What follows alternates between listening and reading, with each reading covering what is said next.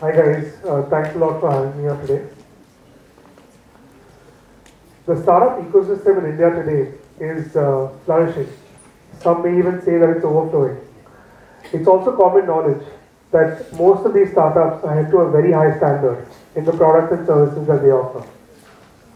I'd like you to take a minute and look at the screenshot on the screen of a customer support chat on Drive.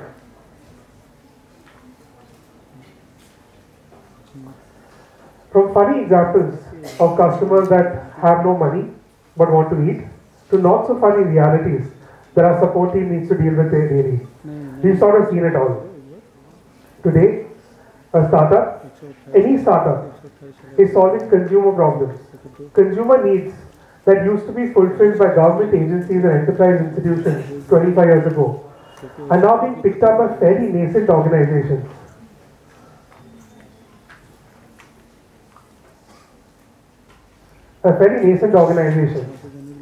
That are often bootstrapped, have access to limited funds, but want to simply better and further society at large. 30 years ago, if you wanted to share photos with your loved ones, you would need to develop the photos, package them, and ship them using a postal service. This entire process could take 7 to 14 days. Today, you have apps like Instagram, Snapchat, Facebook, Google Cloud, Google Drive, and iCloud that allow you to share these photos at your convenience in an instant. What customers and other stakeholders often don't realize is that while startups, unlike enterprise institutions, startups don't often have a strong footing in the industry they're part of. Hence, startup.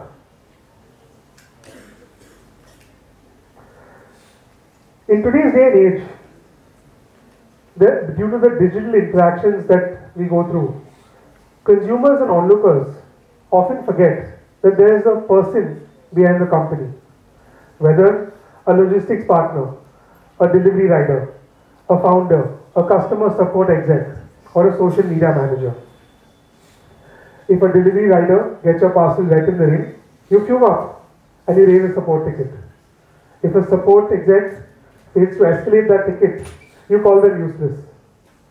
If a social media manager puts out something that doesn't sit right with someone, they're cancelled.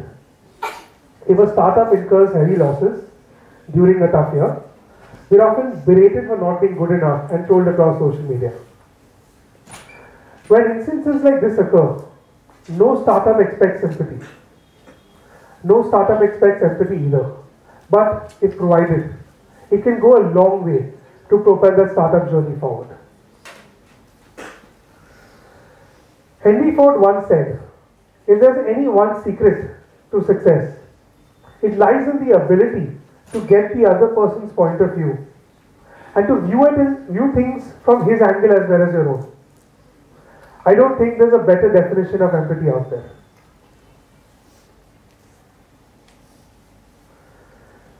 When you order food today from any food delivery application, you go through a series of limited steps as you see on the screen.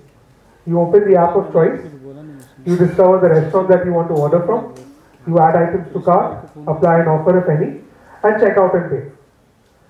However, there's so much more that goes on in the background that you as a customer will never see. A simple order from A to B requires 66 individual tasks and interactions in the most basic case. Just the other day, we had a regular customer of Thrive reach out to us because they found a strand of hair in their food for the third consecutive time. Now the probability of a strand of hair being found in the same customer's orders in 3 consecutive times from 3 different restaurants is exceptionally low. But the customer was unhappy with the resolution provided and requested for a full refund in addition to the token offered. In an unprecedented example such as this, who do you hold accountable? Now that you know or have some idea in terms of what goes on within these 66 steps, the next time the words dog shit useless support could simply be replaced by unhappy with the resolution provided. That is the empathy that startups ask for. A conversation that does not dehumanize the human sitting behind the screen who's trying to solve your query. Small actions of empathy can go a long way to propel a startup forward instead of pulling it down. From product features to marketing campaigns, an empathetic standpoint can drive innovation. A fairly recent example of this was that of Dhanya of Blinkit. This tweet went viral when a regular customer of Blinkit reached out to the app with a simple solution to his mother's problem with the app. It didn't take too long for the app to jump right in, and they added Dhanya as a free gift for all customers that ordered groceries on the Blinkit app. A special mention to Ankit's mother in the announcement tweet made this entire piece all the more special as a feature request. Let's flip this around now. Through this entire conversation, I've spoken about how empathy can act as a catalyst to drive success within startups. It actually works both ways. When we say that startups are solving consumer problems, we mean that they empathize with their customers' needs and problems and are creating solutions to aid and better their life. A great example of this is that of how Zepto was incepted. Two 19-year-old students from the confines of their home during the pandemic saw that grocery delivery was not instant delivery. And at that point in time, more than ever, groceries and other essentials needed to be delivered immediately. They empathized with their customers' problem, and they ended up launching a quick commerce startup that is today worth over $3.5 million. It's not just them. If you look at any crowdfunded, any consumer-facing startup today, you will realize that empathy, a deep understanding of the customers, are key to their success.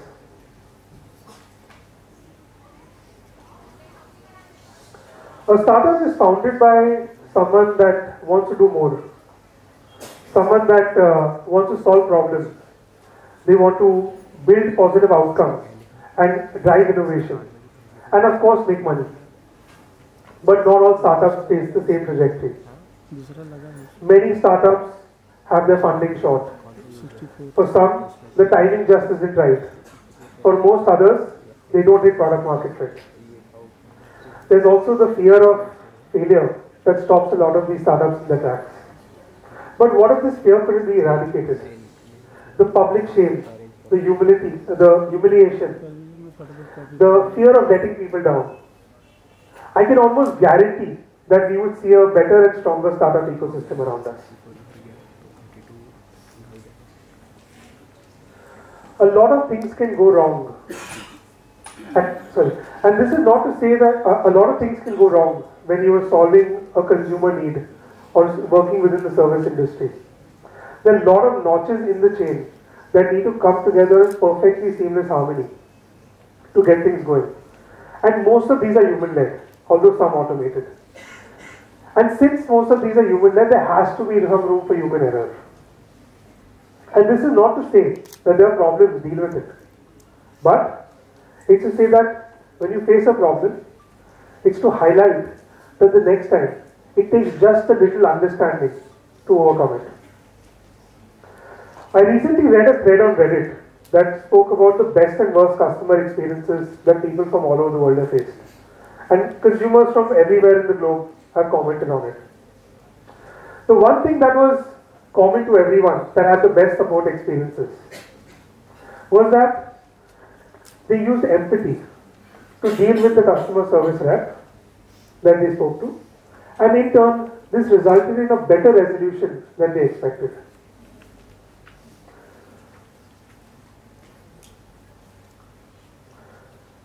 Small steps of empathy can go a long way to propel startups forward.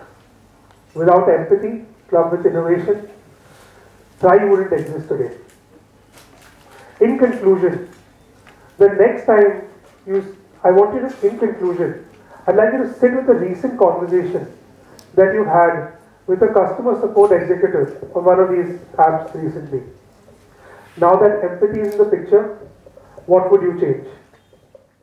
Thank you.